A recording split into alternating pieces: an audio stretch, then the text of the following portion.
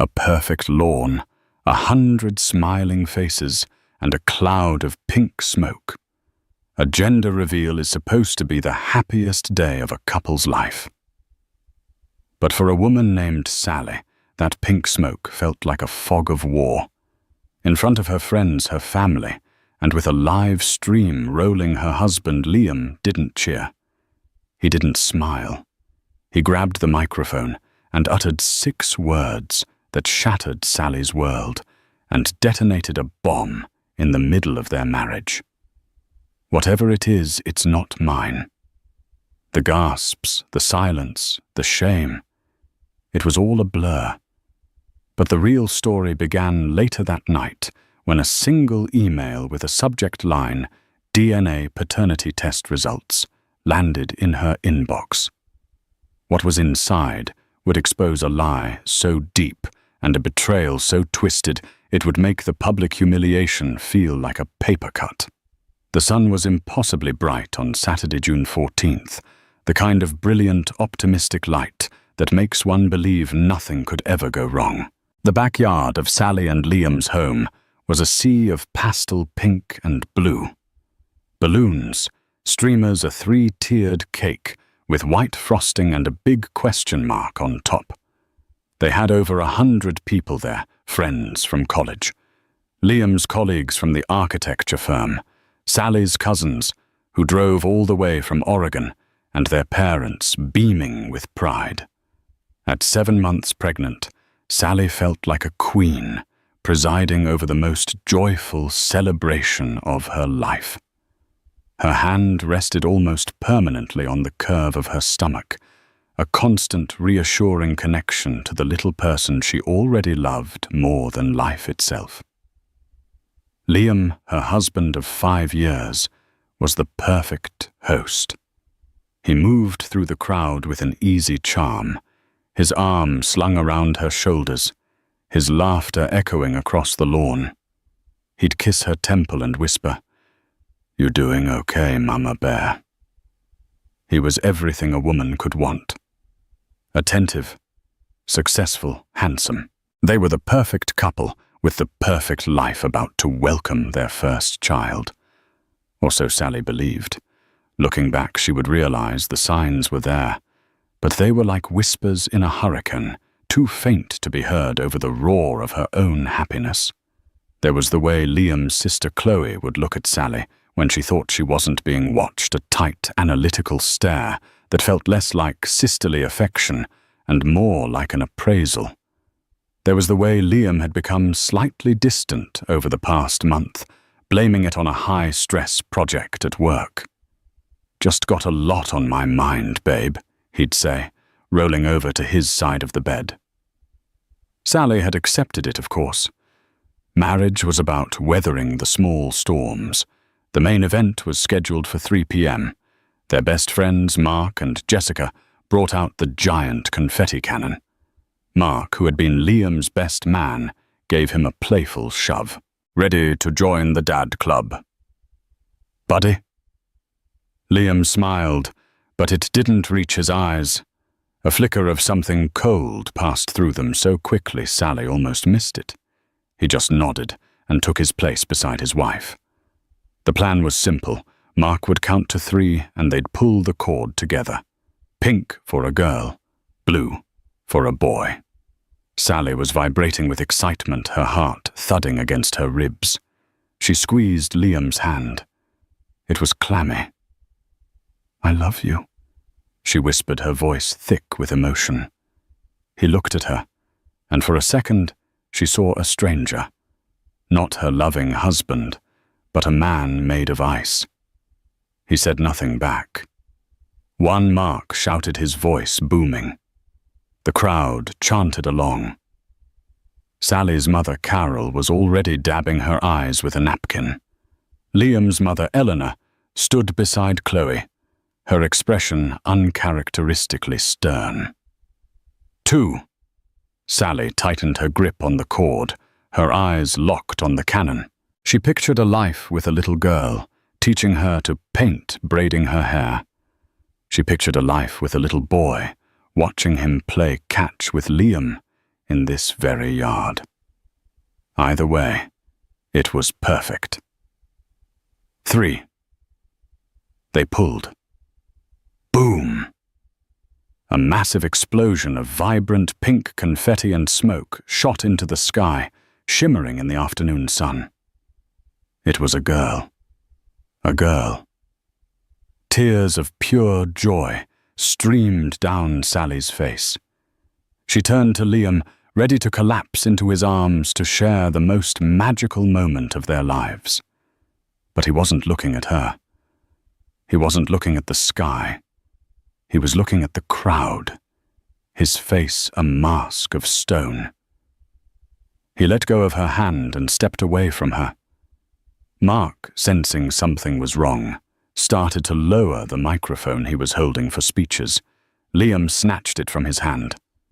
"Liam, what are you doing?" Sally asked, the joy in her chest curdling into confusion. He ignored her. He tapped the microphone. The feedback squealed, silencing the excited chatter of their guests. Every eye was on him. On them. "Thank you all for coming," he began, his voice dangerously calm. "It's great to see so many of our friends and family here to celebrate this." He gestured vaguely at Sally and her belly. The air grew thick and heavy. Sally's smile faltered. "I know you're all excited," he continued, his voice getting louder, harder. "A little girl. Sally always wanted a girl." He paused, letting the silence stretch until it was screaming. He looked directly at Sally's parents, then at his own mother. Then he turned his gaze on his wife. It was filled with a contempt so profound it physically hurt her. "But I want to make one thing perfectly, publicly clear." He raised the microphone to his lips, his knuckles white. The world seemed to slow down. Sally could see every shocked face, every confused glance. She could feel the weight of 100 pairs of eyes. "Whatever it is," he said, his voice ringing out with chilling finality, "it's not mine." The gasp from the crowd was a physical force, sucking the air from Sally's lungs. A profound, echoing silence followed, broken only by a single horrified sob from her mother. Sally's legs gave out. She stumbled backward, catching herself on the gift table, sending a pile of neatly wrapped presents crashing to the ground. The world swam in a nauseating blur of pink confetti and horrified faces. Chloe, Liam's sister, was the first to move. She rushed to his side, but not to stop him. She put a protective hand on his arm, as if he were the victim. Liam's mother, Eleanor, stared straight ahead. Her face an unreadable granite slab. Sally's own father, David, looked like he was about to commit murder. He started toward Liam, but his wife held him back, her face a mess of tears. The guests stood frozen, a tableau of shock and discomfort. Some people started backing away slowly, pretending to take a phone call. Others just stared, their mouths agape. Sally's carefully constructed perfect life had just been demolished by a public execution, and she was the one left bleeding on the stage. Liam dropped the microphone. It hit the grass with a dull thud. He didn't look at Sally again. He just turned, and with Chloe as his escort, he walked through the stunned crowd, got into his car, and drove away, leaving his pregnant wife alone, humiliated, and surrounded by the pink, festive ruins of her life. The silence Liam left in his wake was more deafening than any explosion. For a full minute, nobody moved. They just stared at Sally. The woman scorned the centerpiece of a drama they would be talking about for years. Her best friend Jessica was the one who broke the spell. She rushed to Sally's side, her face a furious storm cloud. "Sally, oh my God. Sally, are you okay?" She wrapped her arms around her friend, And only then did Sally realize she was shaking uncontrollably, her whole body racked with tremors. Her father David, a man she had rarely seen angry, finally broke free from her mother's grasp. That coward, that absolute son of a bitch. He roared, his voice cracking with rage. The party was over. People fled as if the house was on fire. They offered hushed, awkward condolences as they scurried away, their eyes darting everywhere but at Sally. Each averted glance felt like a fresh stab of shame. They were leaving with the story of a lifetime, and she was left to live in the wreckage. Mark Liam's supposed best friend stood uselessly by the confetti cannon, his face pale with shock. I don't understand, he stammered, looking at Sally. He wouldn't. Sally. I'm so sorry. Sally's parents and Jessica formed a protective circle around her, shielding her from the pitying stares. They guided her back into the house, away from the mocking pink confetti that now littered the lawn, like evidence from a crime scene. Inside, Sally collapsed onto the sofa. The tremors wouldn't stop. Her mind was a frantic, chaotic mess trying to process what had just happened. Liam's words echoed and re-echoed in her head. It's not mine. It's not mine. How could he? How could he believe that they had been trying for a baby for over a year? It was all they talked about, all they wanted. This child was conceived from love, from intimacy, from the promises they'd made to each other. Had it all been a lie? Honey, what happened? Her mother. Carol asked, her voice gentle as she knelt before her. Did you two have a fight? Sally shook her head, unable to speak. A fight is something you recover from. This was an annihilation. There was no fight. She finally choked out the words, tasting like ash. Everything was perfect this morning. He was kissing me, calling me Mama Bear. Her voice broke, and a wave of guttural sobs ripped through her. It was the sound of a heart breaking. Jessica was on the phone, her voice low and venomous. Sally could only assume she was leaving Liam a voicemail that would peel the paint off his car. Her dad paced the living room like a caged lion. An hour later, the house was quiet, except for Sally's weeping. Her parents had cleaned up the backyard, refusing to let her see the remnants of her own humiliation. Jessica had made tea that Sally couldn't drink. That's when she remembered. The DNA test. About a month ago, Liam had come to her with a strange request. He'd been reading about new non-invasive prenatal paternity tests.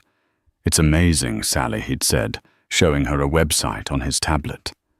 They just take a blood sample from you and a cheek swab from me. It's 99% accurate. It's just for peace of mind, you know, a formality, so we can have this official document for the baby book.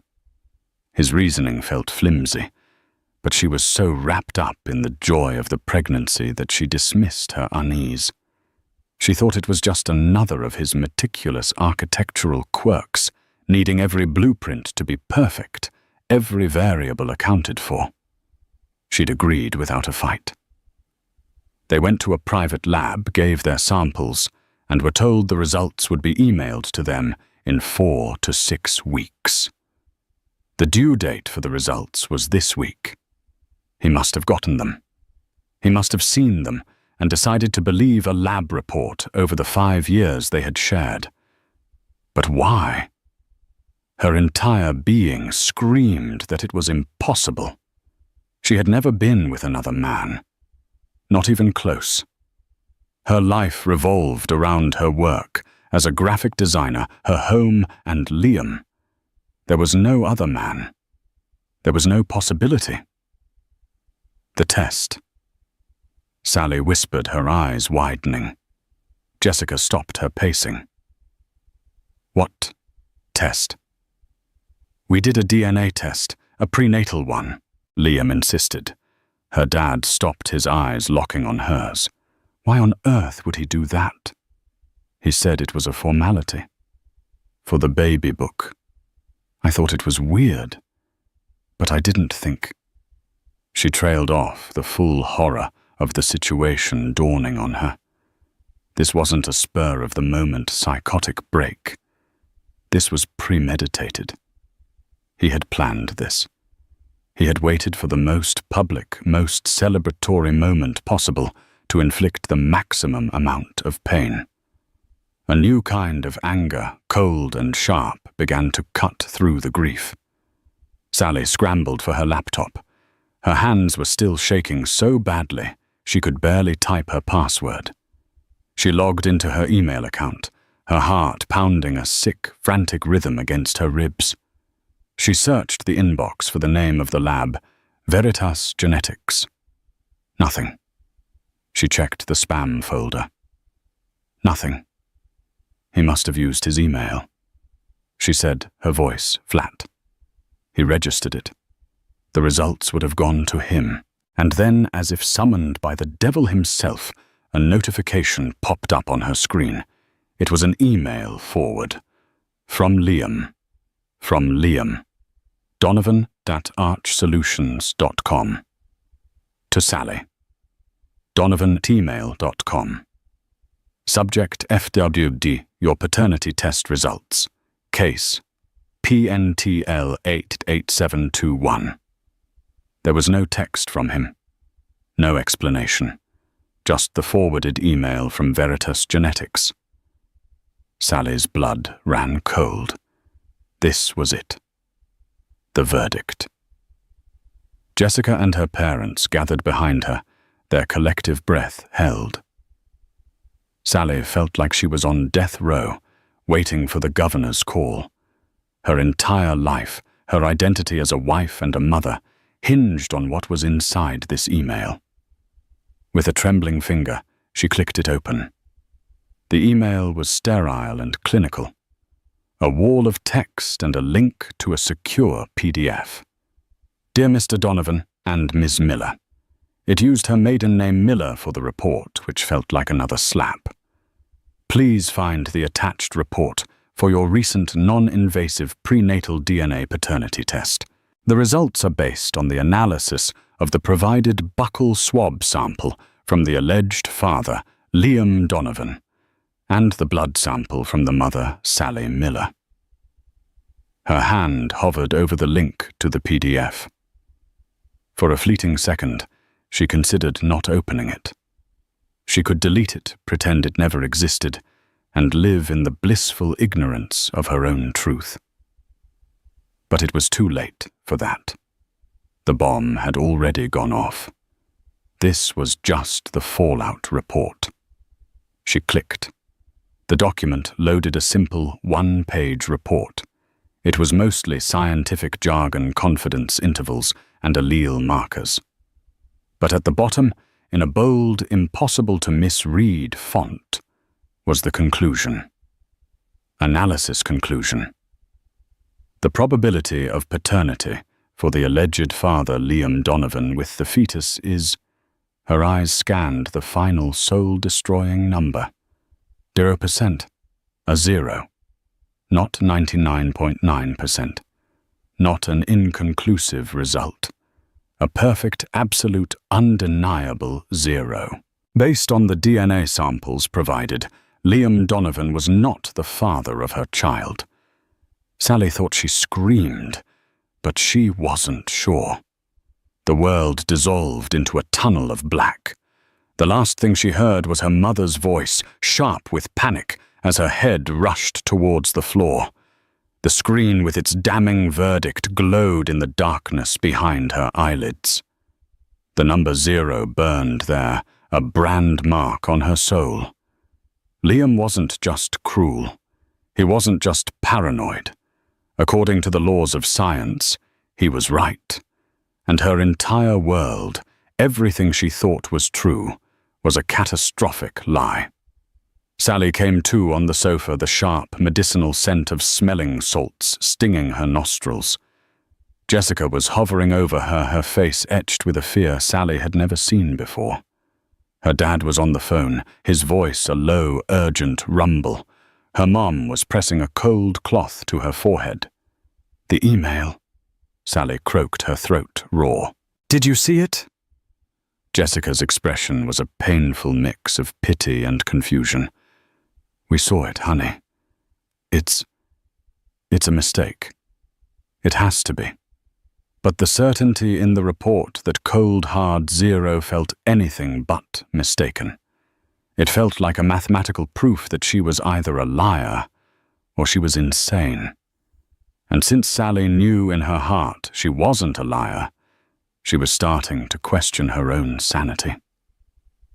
The days that followed were a blur of shame and suffocating grief. Her parents stayed with her, treating her like a fragile piece of glass. Her dad handled everything. He called Liam's office and was told Mr. Donovan had taken an indefinite leave of absence. He called Liam's cell, which went straight to a new voicemail message. The voice cold and unfamiliar. "You have reached Liam Donovan. I am not taking calls. If this is Sally, all communication must go through my lawyer." His lawyer. 5 days ago, they were picking out names for their daughter, and now they needed lawyers to speak to each other. The news, of course, had spread like wildfire through their social circle. Sally's phone was a minefield of texts. Some were supportive, from friends like Jessica, who refused to believe it. Others were full of veiled questions and morbid curiosity. Sally couldn't bear to look at any of them. She deactivated her Facebook and Instagram, unable to face the digital ghosts of her happy life, the engagement photos, the wedding album, the smiling pregnancy announcement from just a few months ago. Each picture was a testament to a life that had been a lie. Chloe Liam's sister had blocked her number. His mother. Eleanor sent Sally's mother a single frosty text. "We are supporting our son through this difficult and humiliating time. We trust you will respect our family's privacy." Their son's difficult time. Their privacy. Sally was the one whose life had been publicly dismantled. The injustice of it was a poison seeping into the love she had for her unborn child. She'd look at her belly in the mirror, and instead of feeling love, she'd feel a wave of confusion and fear. Who was this little person inside her if not a product of her love for Liam? It's the lab, her father insisted every day. They mixed up the samples. That's the only explanation. "We'll sue them into the ground, Sally." They called Veritas Genetics. They were met with a corporate wall of calm, unshakable confidence. A supervisor named Ms. Albright explained their protocol in a droning, dispassionate voice. "Our chain of custody is unbroken and digitally tracked from the moment of collection to the moment of analysis. Every sample is barcoded twice. The analysis is run by 2 separate teams on 2 separate machines. The possibility of a sample mix-up is, statistically speaking, less than 1 in 10 million. 1 in 10 million. It was more likely she'd be struck by lightning." Sally's mind began to spiral, replaying every moment of the last year, searching for a gap, a black hole where a memory was supposed to be. Had she ever drunk too much? There was a New Year's Eve party 9 months ago. They'd all had champagne. But she came home with Liam. She went to bed with Liam. There was a work conference in Seattle in January. She'd had wine with colleagues at a dinner. Did she black out? Did something happen that she couldn't remember? The thought was so vile, so contrary to her entire character, that it made her physically ill. She was a woman who cherished her marriage. The idea of betraying Liam, even in a forgotten, drunken haze, was unthinkable. Yet the 0 on that page forced her to think it. She spent hours staring at a calendar, trying to align the date of conception with her memories. The doctors had given them a window a week in late December. They'd been at a cozy cabin in the mountains for their anniversary. It had been romantic, intimate, and perfect. It was the week their daughter was conceived. They were completely alone. Unless the impossible was true. Unless she had a secret life she didn't even know she was living.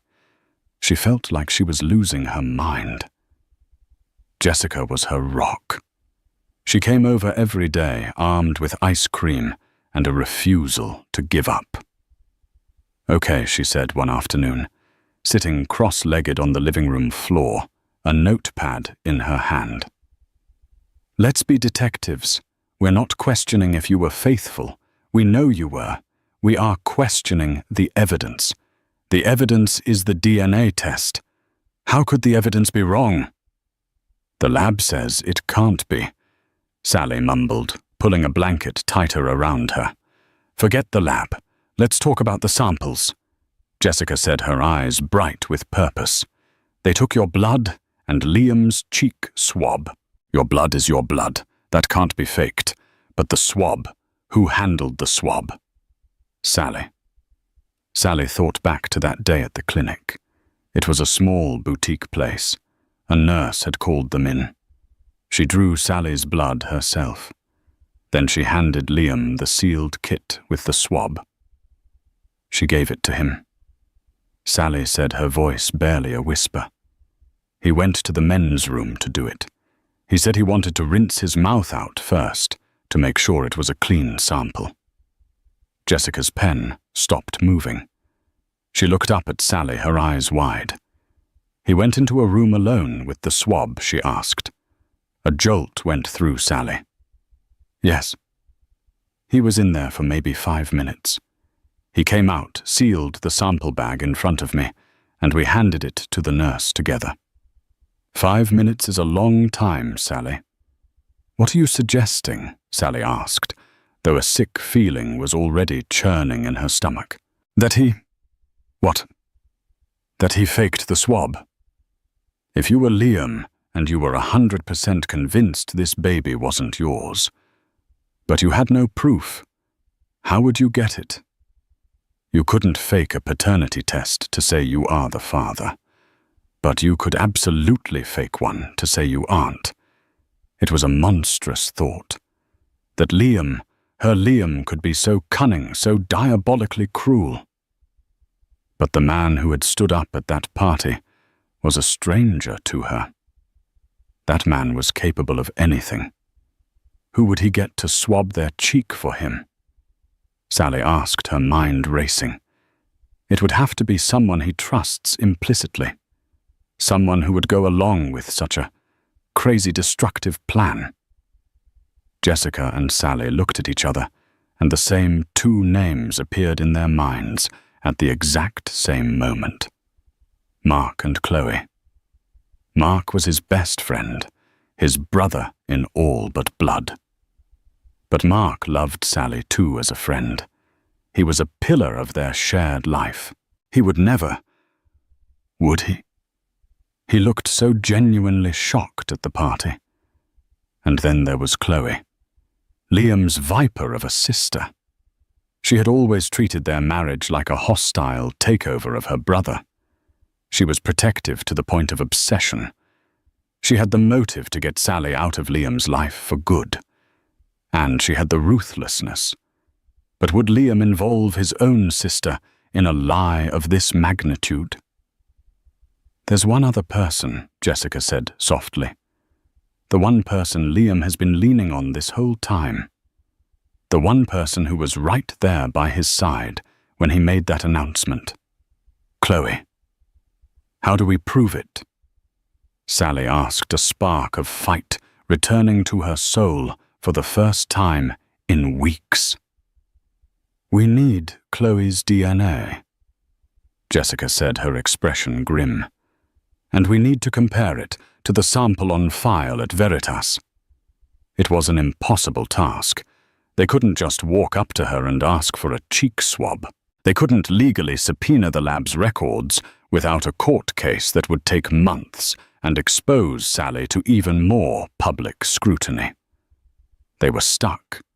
They had a theory, a wild conspiratorial theory that painted her husband as a Machiavellian monster, but they had no way of proving it. All Sally had was the official report that declared her an adulterer and her daughter a bastard.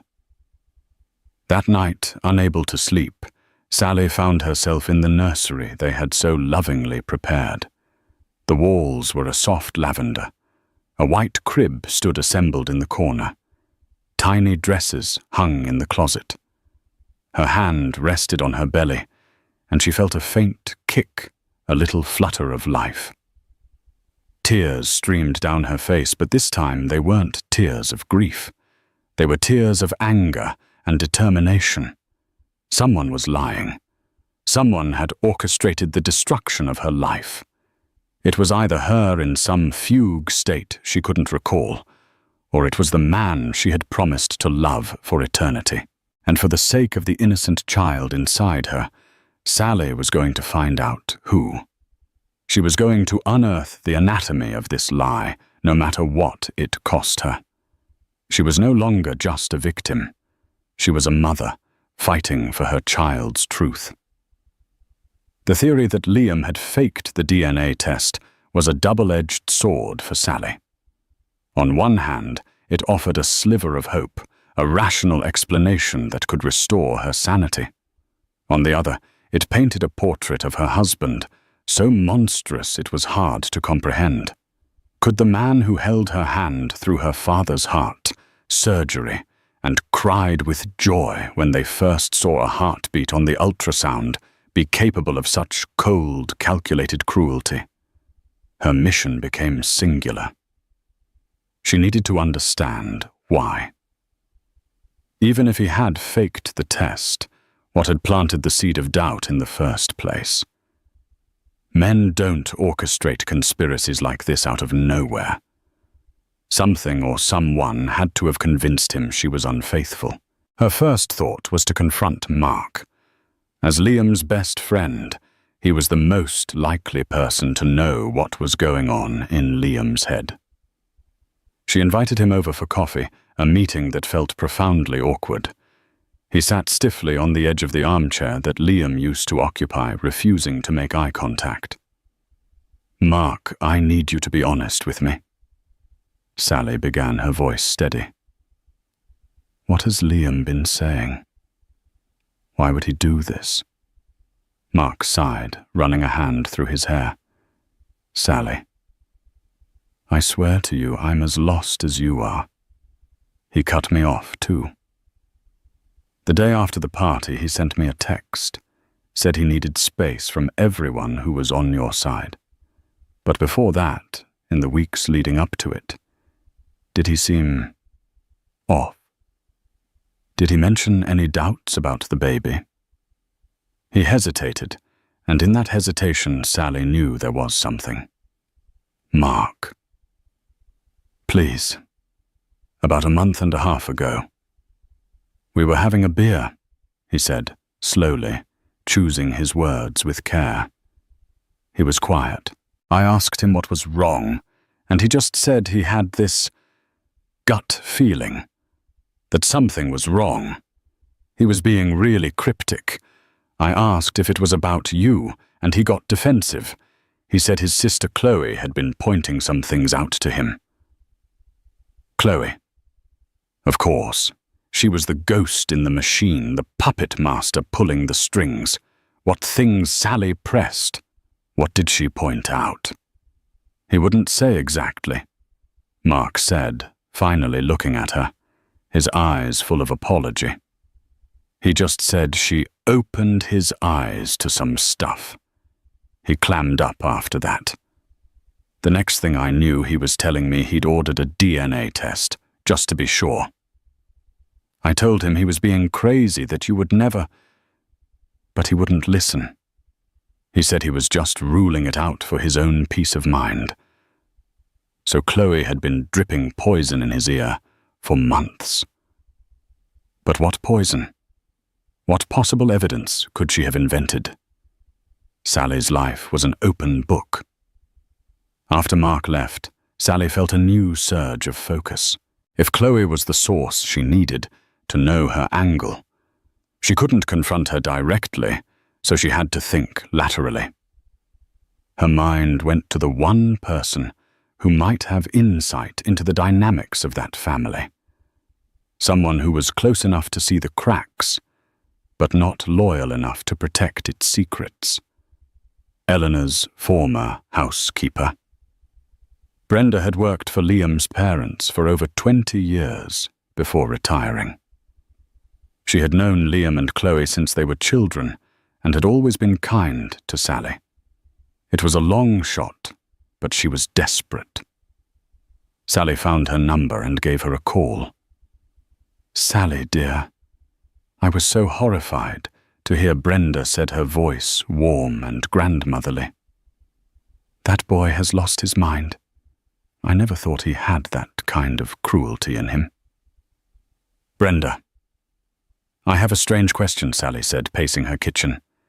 "You know Chloe better than almost anyone. Has she ever disliked me?" Brenda let out a short, bitter laugh. "Oh, honey, Chloe has disliked every woman Liam has ever brought home. No one was ever good enough for her brother. But with you, it was different. It was worse. Worse how she was jealous," Brenda said plainly. "Not just of his attention. She was jealous of your life, of your happiness. But there was something else, too. A secret she was terrified would come out." Sally's heart started to pound. "What secret? I shouldn't be telling you this." Brenda said, her voice dropping to a whisper. But Eleanor let it slip once years ago, after a few too many glasses of Chardonnay. "It's about Chloe's son, Leo." Chloe had a 10-year-old son, Leo. Her husband had left her when Leo was a baby. She always painted herself as the tragic single mother, a narrative that engendered a lot of sympathy, especially from Liam. "What about him?" Sally asked. "Leo's father." "It wasn't her ex-husband," Brenda said. "Chloe had an affair, a very brief one. Her husband found out, and that's why he left. He knew Leo wasn't his. The whole family knows. They all agreed to keep the secret to protect the family name and to protect Leo. Liam practically worships that boy." A puzzle piece clicked into place in Sally's mind. Chloe, the guardian of a massive family secret about paternity, was accusing her of the very same thing. It was projection, a way to deflect from her own past by manufacturing a crisis in Sally's. But it still didn't explain what proof she could have possibly presented to Liam. That night, Sally did something she wasn't proud of. She logged into Liam's cloud account. They shared a family plan, and she still had the password. She felt sleazy and invasive, but she was past the point of caring about propriety. She was fighting for her life. She sifted through photo backups, documents, and files. Nothing. It was all project blueprints and vacation photos. She was about to give up when she checked the search history on his web browser, which was synced to the cloud. She scrolled back for months. It was mostly architectural websites, news articles, and sports scores. And then she saw it. From 6 weeks ago. A series of frantic late-night searches. How to get a friend's DNA without them knowing. Submitting someone else's DNA for paternity test. Can you use a sibling's DNA for a paternity test? Sally's blood turned to ice. He hadn't used Mark's DNA. He had considered using Chloe's. The search history was the proof. He had conspired with his sister to fake the results. The swab he submitted to Veritas Genetics hadn't been his. It had been from another man, a stranger, or perhaps someone Chloe knew, ensuring the result would be 0%. It was a deliberate, calculated frame job. But the final piece of the puzzle, the why, was still missing. Why did he believe Chloe's lies so readily? Why was he so insecure that he would rather believe in a conspiracy against him than in his own wife's fidelity? She kept digging, going deeper into the cloud, back up this time into a folder labeled medical. It was mostly old insurance forms and dental records, but there was one file she didn't recognize. It was a scanned document from a urology clinic. It was dated 3 years ago, before they had even started trying for a baby. The file name was simple: Semen Analysis L. Donovan.pdf. Her hand was shaking so violently she could barely control the mouse. She clicked on it. It was a lab report full of medical data. She scanned past the charts and the numbers, her eyes searching for the summary. The conclusion. She found it at the bottom of the page. A single clinical devastating sentence. Diagnosis: azoospermia. 0 sperm count detected. The room began to spin. Azoospermia. 0 sperm count. Sterile. Liam was sterile. He had known for 3 years that he could not have biological children. The breath left Sally's body in a silent scream. It all crashed down on her at once with the force of a tidal wave. He didn't suspect the baby wasn't his. He knew the baby wasn't his. He had always known from the moment she told him she was pregnant. His joy, his excitement, his hand on her belly. The nursery they built together, it was all a performance, a lie.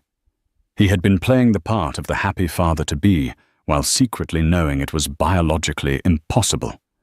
The DNA test wasn't to see if she had cheated.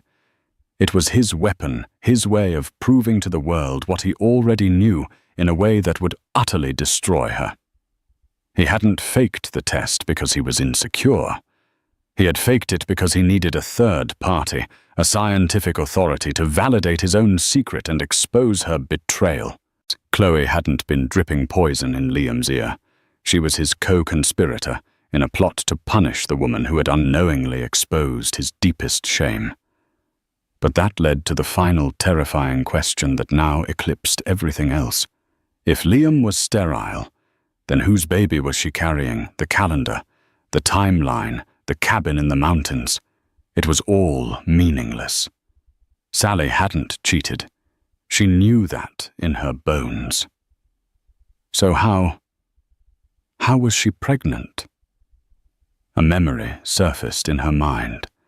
A memory she had buried not out of guilt, but because it was so deeply uncomfortable. It was from about 10 months ago. Liam had been away on a week-long business trip.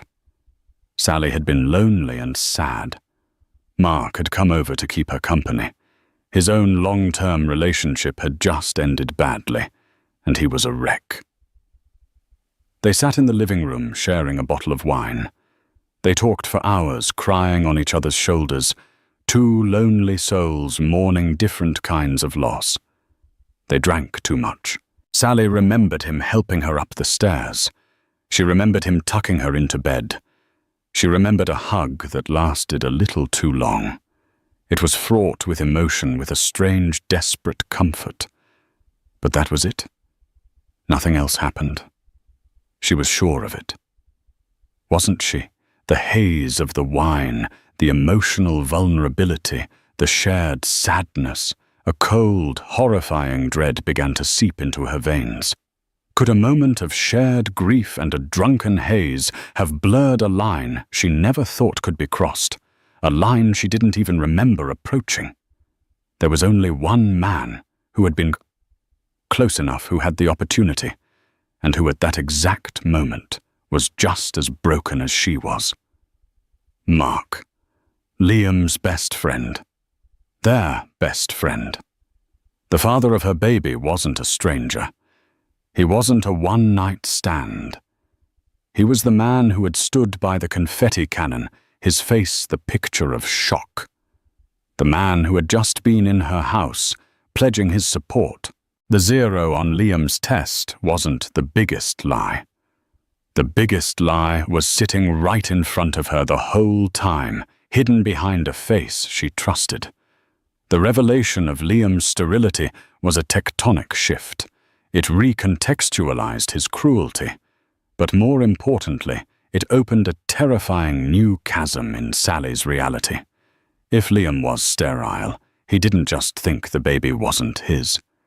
He knew it was impossible. The entire performance of a happy father-to-be was a lie designed to conceal his own secret while plotting her ruin.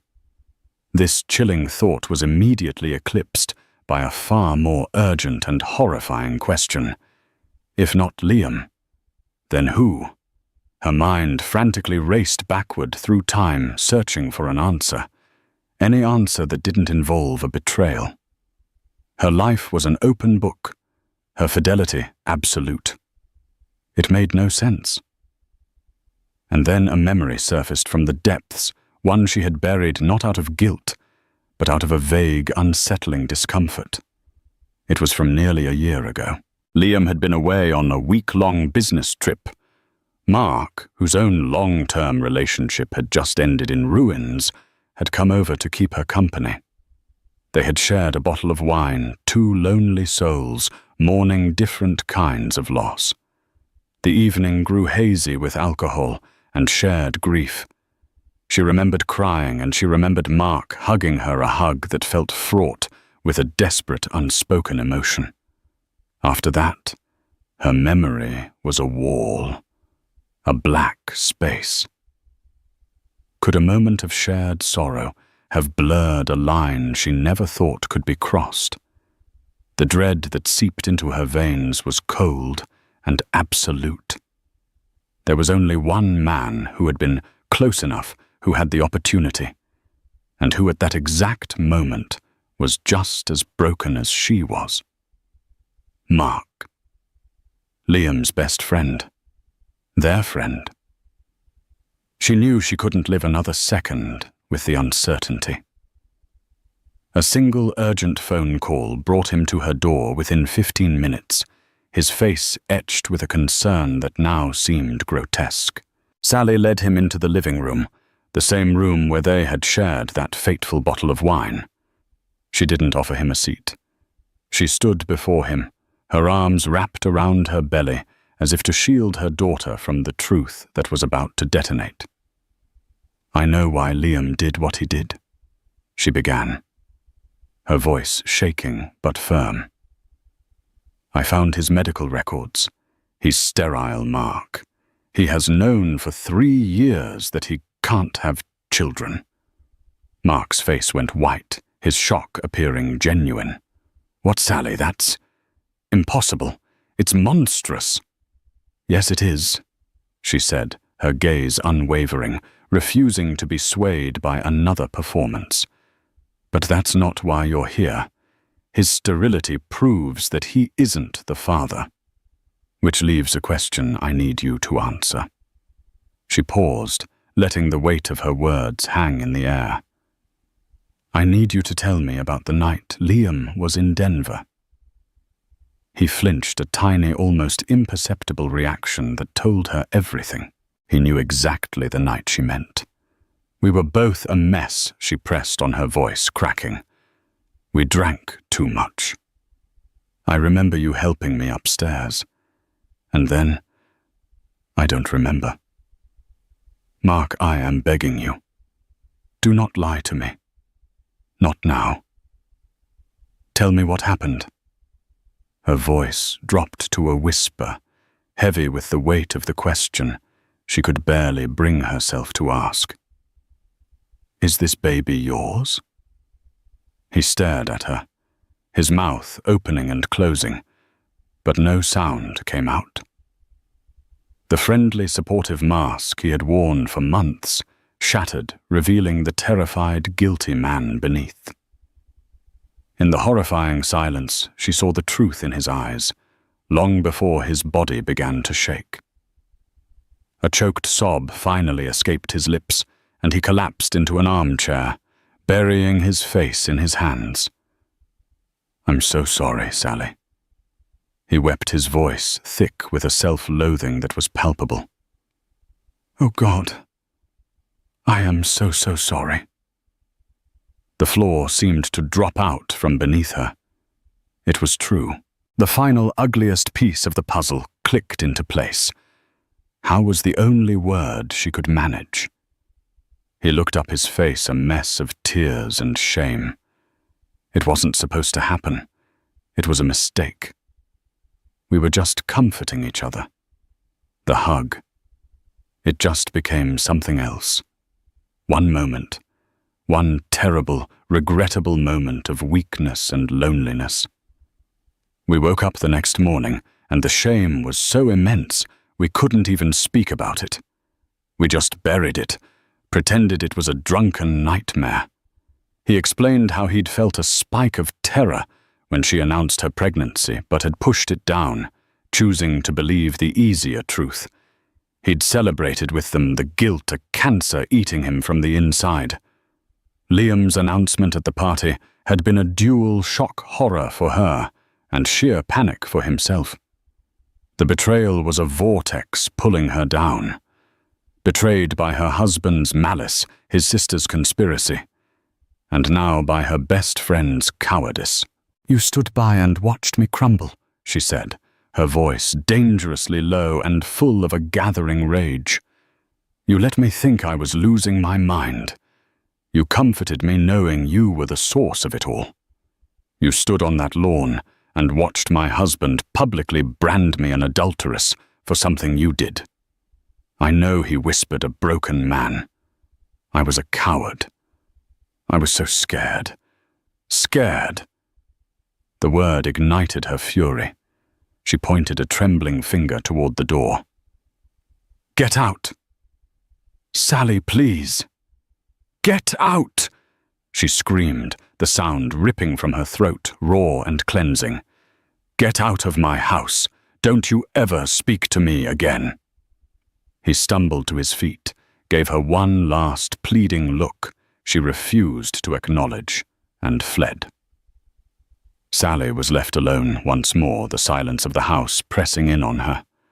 But this time she was not in a fog of confusion. She was standing in the harsh, ugly glare of the complete truth.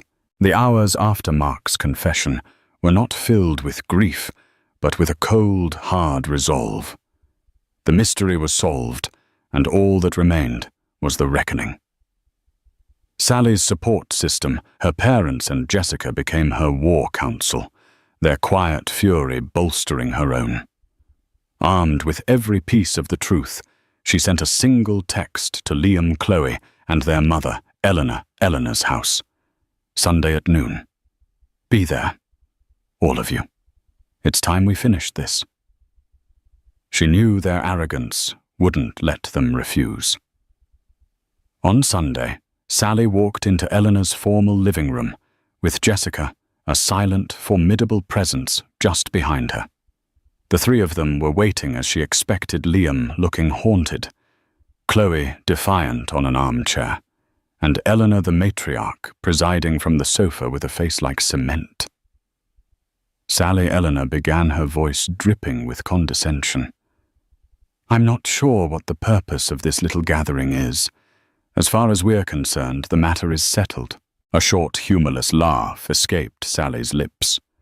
"Oh, Eleanor, we are just getting started."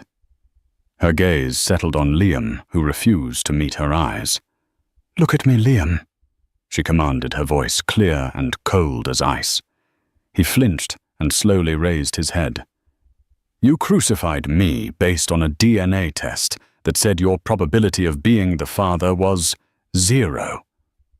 Sally stated, pacing slowly into the room's center. "And you were right. The probability is 0. Chloe smirked. "So you admit it. We're glad you've finally come to terms with your indiscretion." "My indiscretion," Sally shot back, turning her full attention on Chloe. That's a bold word from a woman who has been lying to her own son his entire life about who his real father is. The color drained from Chloe's face. Eleanor gasped. How dare you? Chloe stammered, her composure shattering. Brenda sends her regards, Sally said coolly. Funny how secrets get out when you start blowing up other people's lives. She didn't wait for a response, turning back to her hollowed-out husband. But you didn't need Chloe's lies or a faked test to convince you, did you, Liam? You've always known you couldn't be the father. She pulled a folded paper from her purse. I found this, your lab report from 3 years ago. The diagnosis was azoospermia, a 0 sperm count. You're sterile, Liam. The medical term landed in the silent room like a grenade. Eleanor stared at her son, her face a mask of horror. Liam finally broke, slumping in his chair. It's true. He whispered the confession, barely audible. I was ashamed. You were more than ashamed. You were a coward. And then you were cruel. Sally said, her voice rising with righteous anger. When I became pregnant, you didn't see a miracle. You saw a betrayal. So you and your sister hatched a disgusting plan to not just divorce me, but to obliterate me. You wanted to punish me for my infidelity. But more than that, you wanted to punish me for having a child when you could not. Her gaze fell on the matriarch. And you, Eleanor. You enabled him. You spoke of privacy while your son was committing an act of profound psychological violence. You chose his lie over my truth without a moment's hesitation. She paused, letting the weight of her words fill the space between them. You were all so obsessed with who the father was. So, I'll tell you. The father is Mark. Liam's head shot up, his defeated expression twisting into a mask of pure, unadulterated rage. The irony was suffocating. Mark. He hissed the name like poison. Yes, Mark. Sally confirmed, her voice steady. In a moment of weakness and drunken misery for us both. A terrible mistake that he at least had the courage to confess to my face. Unlike you, who would have carried your malicious lies to the grave. She stood there, in the center of their self-inflicted ruin, feeling nothing but the cold finality of an ending. The love was dead. This is the world you created, she said quietly. You didn't just end a marriage. You destroyed a lifelong friendship and fractured your own family, all because one man's ego was more fragile than his wife's heart. With that, she turned and walked toward the door. She stopped at the threshold, looking back at the three of them one last time. My lawyer will be in contact. I want nothing from you but a divorce, Liam. The house is in my name. Don't ever contact me or my daughter again. Her eyes swept over all of them. Any of you. Sally walked out of that house and didn't look back. It was only when she was safely in the car with her family that she finally let herself cry. They were not the tears of a victim, but of a warrior. The war was over. The truth was out. And she was free. In the end, the pink confetti was swept away. The lies were exposed, and the people who tried to break Sally were left shattered in their own self-made prison of deceit. Her daughter Lily was born 3 months later, healthy and beautiful. She has her mother's eyes and a strength that comes from the fire they walked through together. Sally's relationship with Mark is complicated.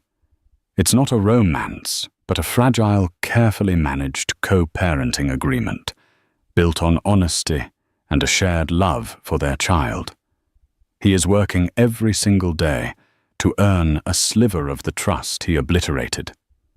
Sally lost a husband and a life she thought she wanted, but she found something far more valuable herself. She discovered a resilience she never knew she possessed, and a fierce, unconditional love for her daughter that has become the unshakable foundation of her new life. This story isn't just about betrayal. It's about the incredible power of truth, the courage it takes to fight for it, and the peace you can find when you walk away from the toxicity and choose to build your own happiness from the ground up. If Sally's story has moved you or resonated with you in any way, please show your support. Hit that like button. Share this video with someone who might need to hear it, and subscribe to the channel for more true stories of survival and strength. What would you have done in Sally's shoes? Let us know in the comments below. Thank you for listening.